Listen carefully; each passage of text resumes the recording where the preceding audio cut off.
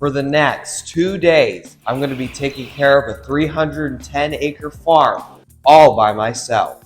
I've lived on a farm my whole life, but I'm only 15 and I've never taken care of our whole cow, sheep, goat, and chicken operation all on my own. Bye, Mom and Dad. There they go. I forgot to mention that I do have my brother and sister as minions to do some of my bidding. We are also being supervised by our 60-some-year-old grandparents, but really they're too old to help do anything. Do not tell them I said that. Since my parents are gone, we might as well get to the list. The list is a list of the many things my parents have tasked us with while they're gone. We probably would never remember anything without it. The first thing on the list is bottle feeding the lambs and the calf 3 times a day. Bottle babies need all the milk they can get. We've done this chore countless of times, so it'll be no problem. The next thing on the list is checking on the cows and sheep herds 3 times a day. That means we drive into the cow and sheep paddocks and check up on them. We don't normally do it this much, but since it's calving and lambing season, we have to stay alert and make sure everyone is okay and doesn't need help. Although, I don't know what we would do if an animal needed help. The only backup I have is my recent prostate surgery grandpa. We're doomed! Next assignment on the list, feed and water chickens. We actually have 2 sets of chickens right now. The broilers that we'll butcher for meat, and the laying hens that are in the chicken tractor. We usually check up on the broilers 2 times a day, while the layers will be fine with just once. I'm not trying to make more work for myself. I've got a lot on my plate already. The rest of the list consists on pretty normal things that we have to do, like watering plants, feeding the dogs, picking ripe strawberries, and stuff like that. And now that you guys know about the list,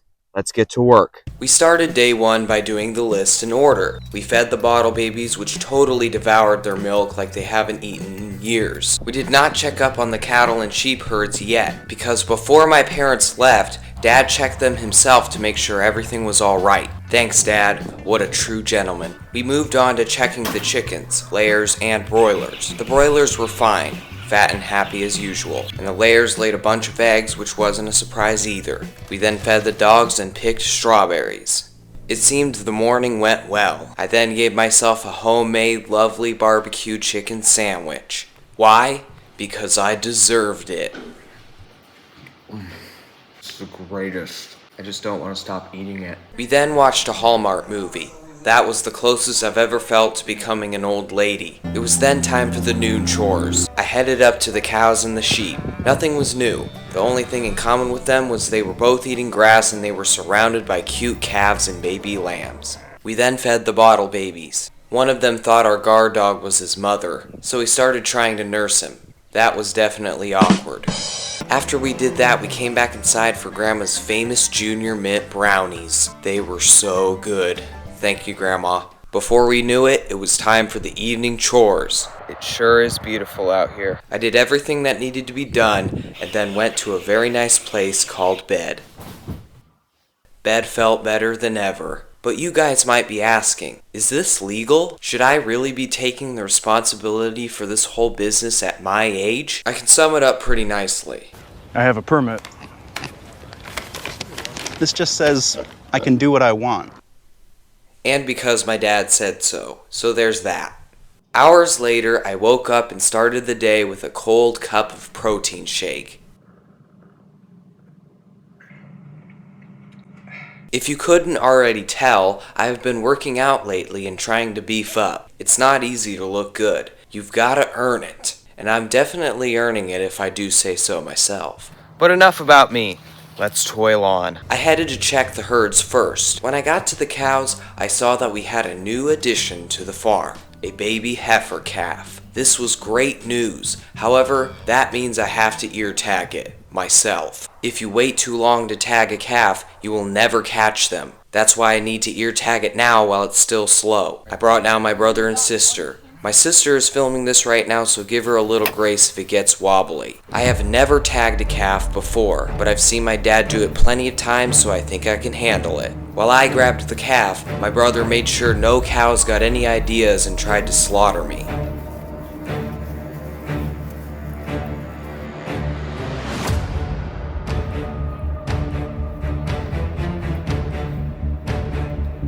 As quick as it started, it ended by me tagging the calf perfectly on my first try. I can't believe I just did that. I actually tagged it on the wrong ear, but we're not counting that. First time first time tagging. After that, we moved on to the bottle babies, then the chickens, then the other chickens, then the dogs, and then something else happened. Something that would interfere with our time management but had to be done. Cleaning our rooms. Every Friday, me and my siblings have to do this. But still, I wish my mom and dad would give a little grace because we've been working so hard.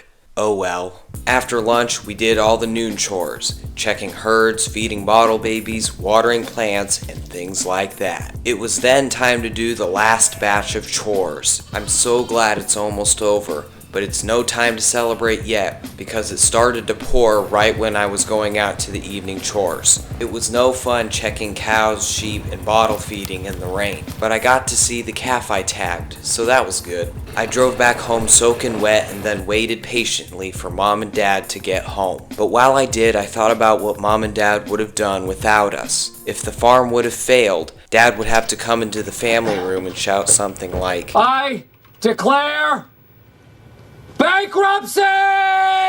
What a scary thought. I'm just glad I could be here to help. My parents got back while I was asleep, and when they got home, it was like a weight off my shoulders. All of those animals weren't dependent on me anymore. I love the farm, and that was a great thing for me to experience. Subscribe for the free satisfaction of being a part of That's a Farm.